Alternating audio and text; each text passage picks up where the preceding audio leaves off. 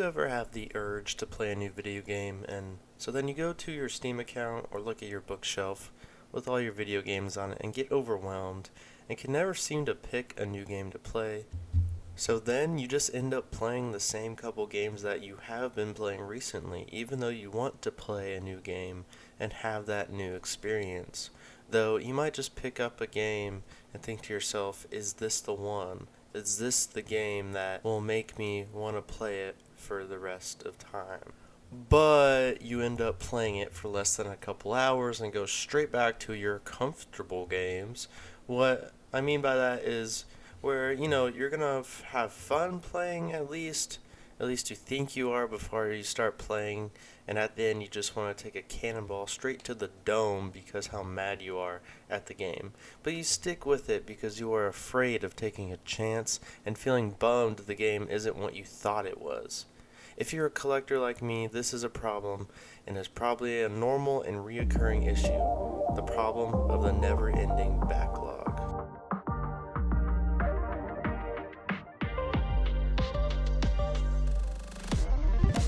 You see, there's a common phrase that I've said a million times the past 3 years, and that is, I don't know what to play. It sounds funny considering I have over 400 games in my collection. That's physical and digitally. But you see, that is the exact issue. Having too many options causes myself to get overwhelmed with how many games I could choose. Well, I have been wanting to play this game forever, but wait, this game has been on my backlog forever, so should I play this one? But wait, once again, this game is newer, so should I give this one a shot? This is something called choice paralysis, and a lot of people who play video games can relate to that situation. All of this led to last summer, when I picked up Tears of the Kingdom for the first time and played it for 115 hours before I beat the game. That is 115 hours that were so magical, and I loved every single minute of it. But after I beat it, I had that dilemma. What is the next game to play? What game was going to follow up one of my favorite games of all time? So then I stared at my game collection, which felt like forever, and nothing, and I mean nothing, was standing out to me. So I sat back down and watched YouTube. But then I had this idea. This is my beautiful girlfriend, and she doesn't know much about video games. I mean, just look at her. She has no idea what Klax is. Like, come on. But I told her about my dilemma, and I had the amazing idea to tell my girlfriend to pick one game from each console in my collection, and I had to play those games, even if I didn't feel like it from the start. I did give myself the option to put the game down, but I had to play it for at least a couple hours. Now, these games that she chose were Just Cause 4, GTA 3, SpongeBob for Bikini Bottom, Hitman Absolution, and Fallout 4. Now, for each game, I'll do a little review over it. I'll tell you if I beat it or not, and if I retired the game, and if I did, I'll tell you why. So now, let's start with the first game I played on this list, and that was GTA 3 on the PS2. I was actually really excited when she chose this game because growing up, we had this game for the PS2, and I have a fond memory watching my brother play the final mission of the game and actually beating it. So I grew up playing GTA 3 and Liberty City Stories. Now, I was very little, so I didn't actually play the story. I just went around driving and running over people, just like how we all did. For that reason, I've always wanted to go back and play this game, and she gave me the reason too. This game was the third game in the series, but it was the first 3D game in the series. They were just taking a big jump, taking a 2D game into 3D, but that jump worked out for them really well. This game sold 14.5 million units, and it's safe to say that I was going to play one of the best PS2 games of all time. But ever since I started playing the game, I realized how bad the controls were. Now back then, these controls were probably at the top of the game, no doubt.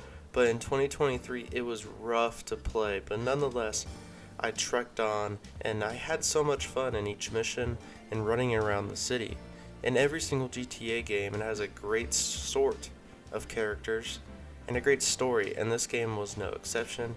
I fell in love with the characters and actually cared with what happened to them. Even though the story isn't nearly as depth as the games that came after it, but for the first one of its kind, it still holds up today in every feature.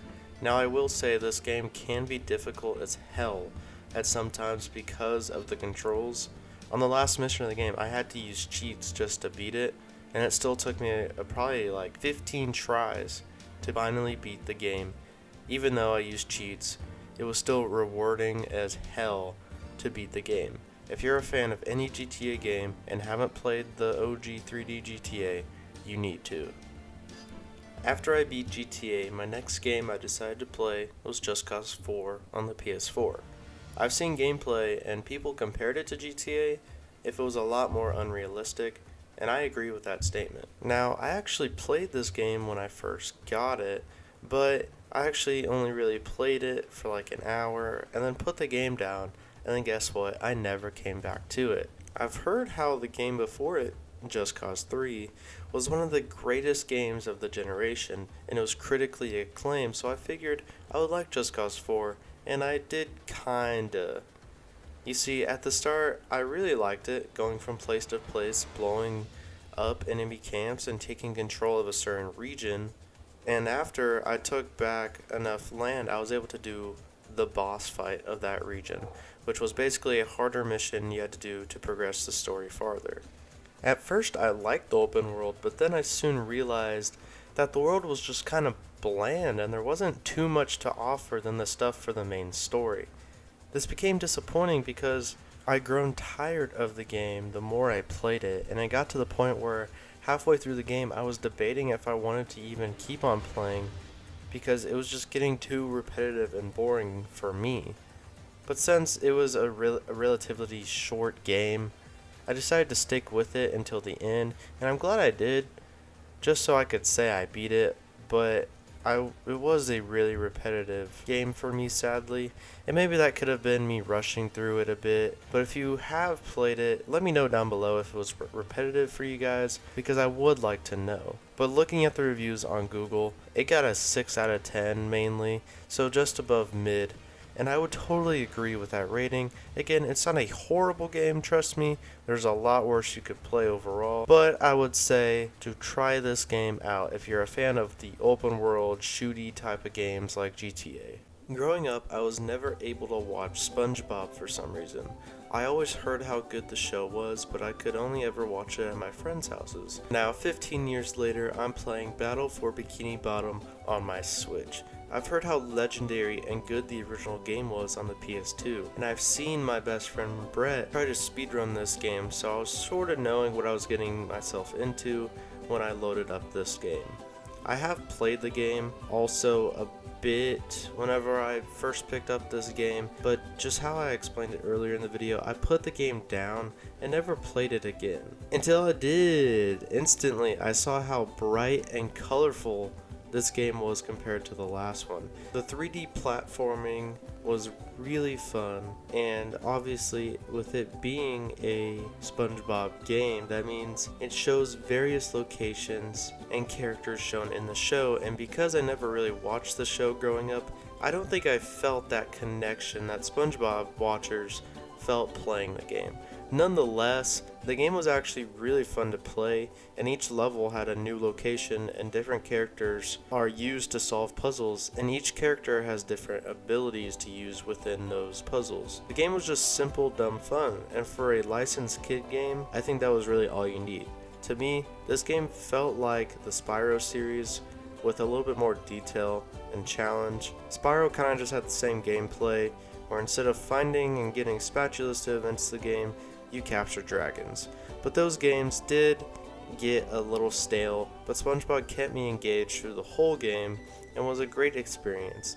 Like I said earlier, I think I would have enjoyed it a lot more if I was a big fan of SpongeBob, but I still had a lot of fun with it, and I think you would too, even if you're not a big fan like me.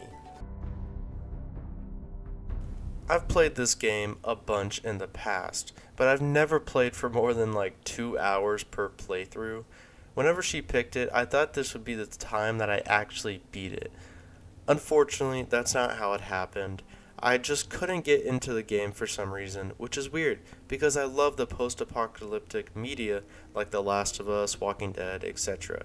I loved the world and the story up to the point, but I think I just didn't like the gameplay as much. Now, almost a year later, as I'm writing this, I think I should have stuck with it and continued the game. I just think at the time I was burned out of games and I should have taken a break and then gone back to it because I'm sure if I kept with it I would have liked it. And with the new Fallout show releasing and having a lot of hype around the series, I'm actually going to start playing Fallout New Vegas here soon enough, and hopefully I can stick with it through the whole game because I've heard it's really good. And for the last game, it is Hitman. Okay, let's be honest, I played a good 30 minutes of this game and got off it really quick. So I really don't have an opinion because I didn't even play it for an hour. Maybe I'll go play it later, but honestly, I have no interest of going back and playing it currently, but I don't know, we'll see.